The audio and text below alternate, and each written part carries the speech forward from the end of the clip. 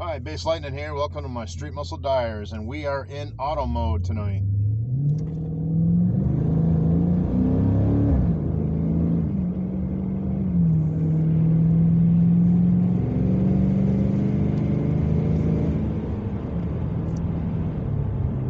And not quite up to temperature yet, so I don't want to give it the heavy throttle for a few more minutes, but yeah, that's not a good idea either. You shouldn't, I mean, to each their own. It's your money, your car, whatever, but you should wait for, in a muscle car, like 5 minutes. 5 to 10 minutes. 5 minutes would probably suffice, especially in the summer. You want the pistons to heat up, the cylinder walls and everything. You want everything to get warmed up before you put the stress of acceleration onto it. It's just a longevity thing, kind of common sense, I guess, for anything. You got a chainsaw, you want to let it warm up before you give it full throttle. I mean, I know small engines are different than car engines, but kind of the same principle. So topic of this episode is auto mode. Auto mode only, that's all I'm talking about. Basically is, my impressions with auto mode. So the car isn't, I wouldn't say it's docile. I mean, it's still a beast, ridiculous, crazy monster, street beast, but the acceleration is different. The exhaust note isn't quite as loud. I know that the active exhaust does not open the valves until you're into it, like right around half throttle. So I'm going to give it just a few more minutes. I'll bring you all along with me just to give you my impressions, your impressions, and if you drive one of these or own one of these, and I guess I'm not telling you anything you don't know. But for the sake of content on my channel, not just repeating the same topics over and over again, this is what I figured I could do tonight. And so we'll get down here. I'll do like a light pull, just because, again, we're not up to temperature yet. You want your engine to be, up to operating temperature, like 200 degrees.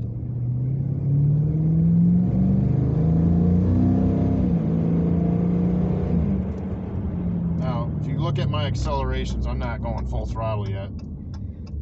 But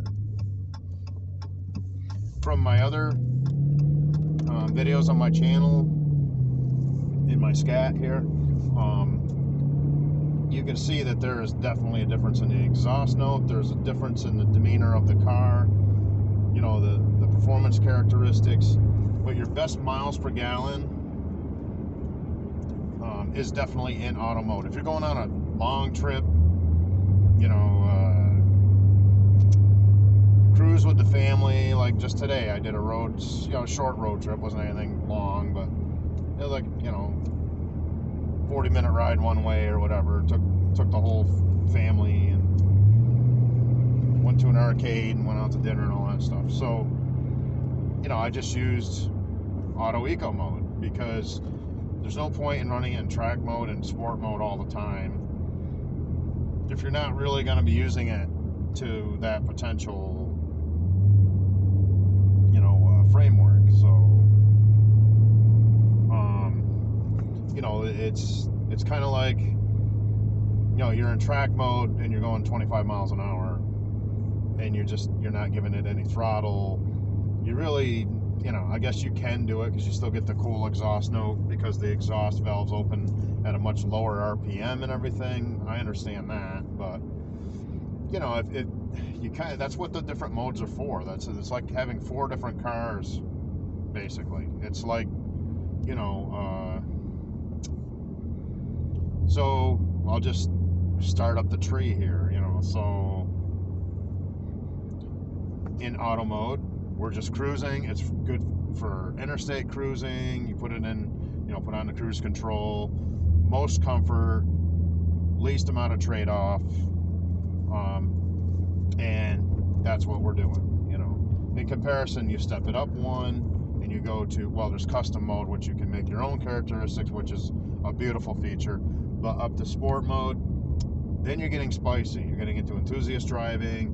You might want to light them up, or you might want to, do some street racing with it, or, within means, safely.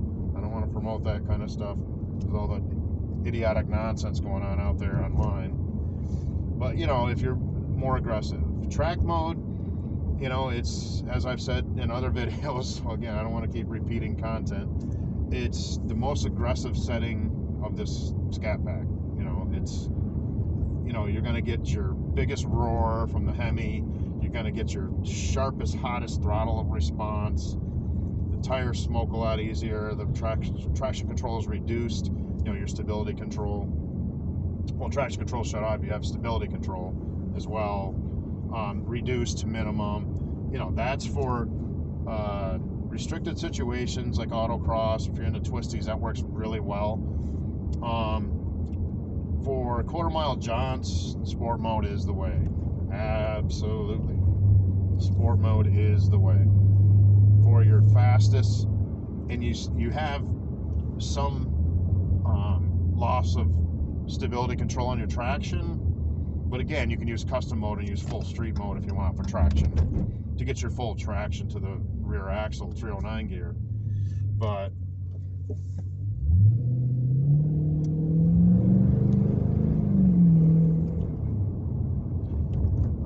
as you can see, like, I didn't give it a lot of throttle, but if I'm in sport mode and I do that, or track mode, you'll hear the 392 roar much greater, even at not even quarter throttle.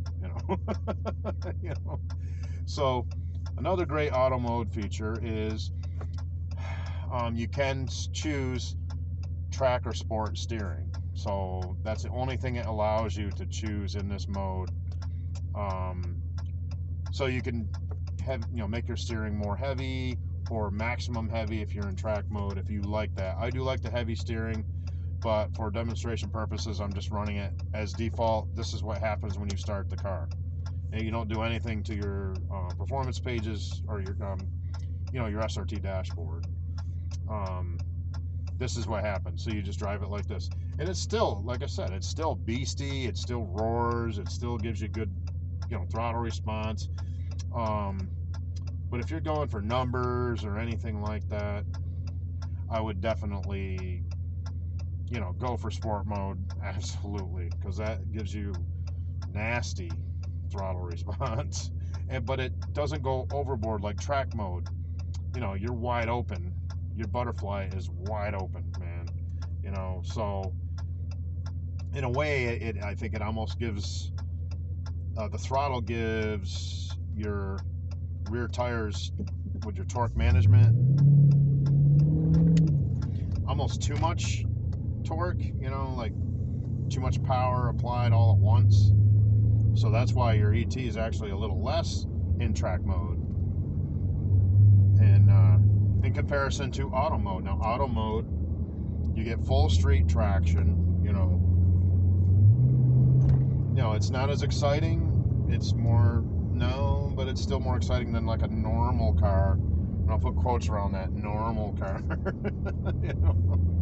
It's still beastly, and you can still light them up in auto mode or whatever, you know what I mean?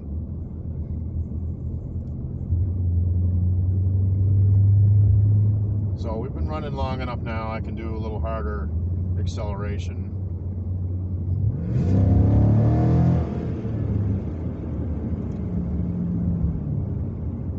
See?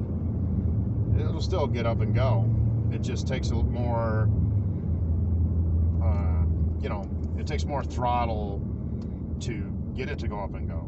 I had to go about quarter throttle just to get that amount of acceleration. So, that's really, of course you can turn your traction control off if you want to go crazy, you know.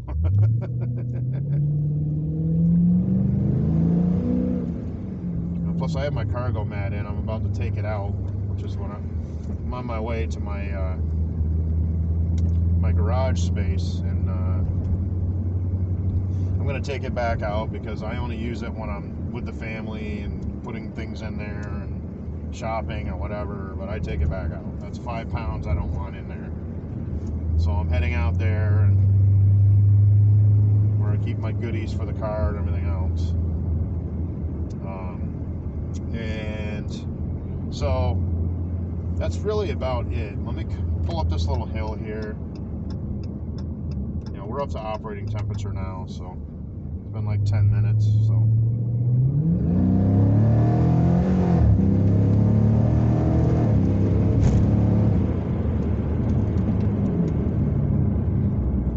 see, I mean, you know, it's still a 392. You know, it's not like you put it in auto eco mode and it's like having a V6 or something like that.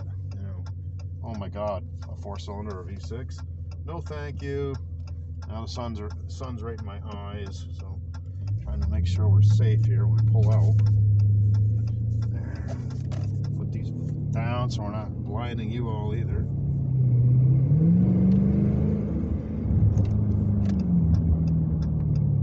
So see, I did a little poll there for you all, just so you could see my impressions.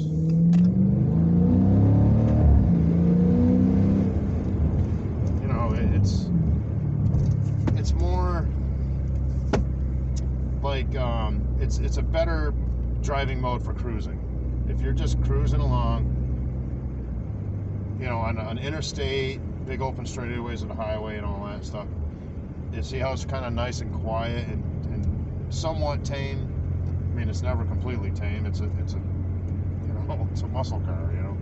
But for just like normal driving and just cruising around, you know, long cruises and stuff like that, like, you know, road trips with the family.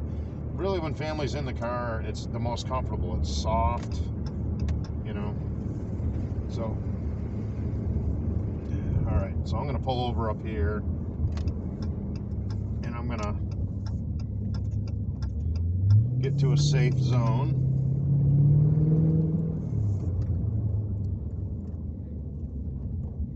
All right, we'll go up here.